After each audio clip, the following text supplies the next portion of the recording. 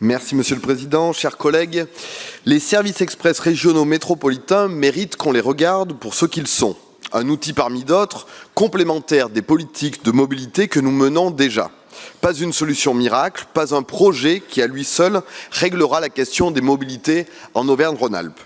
Les études de préfiguration de ce rapport le montrent. À Saint-Étienne, à Grenoble, à Clermont, à Chambéry, les SERM répondent à des besoins réels. Nous en convenons et voterons pour cette délibération, mais avec un regard critique que nous assumons pleinement. La lucidité nous oblige en premier lieu à mettre l'État face à ses responsabilités, car c'est bien lui qui a initié en premier cette démarche en novembre 2022.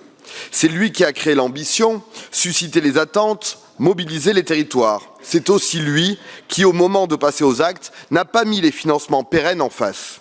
Des milliards nécessaires, et pour les financer, des CPER incertains, des budgets locaux sous tension, des pistes fiscales floues, l'État a allumé la mèche, il nous laisse chercher la poudre. Dans ce contexte, il est d'autant plus incompréhensible que notre région s'obstine à refuser le versement mobilité régionale. Près de 100 millions d'euros de recettes par an, disponibles immédiatement, mobilisables pour engager les premiers travaux, renforcer l'ingénierie, lancer concrètement ces projets.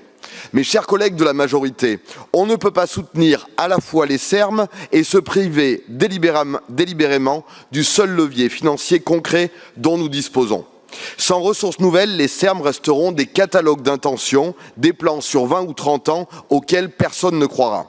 Dernier point, les SERM concernent nos grandes agglomérations, pas tout notre territoire. Des centaines de milliers d'habitants dans les zones rurales et les territoires enclavés n'en bénéficieront pas.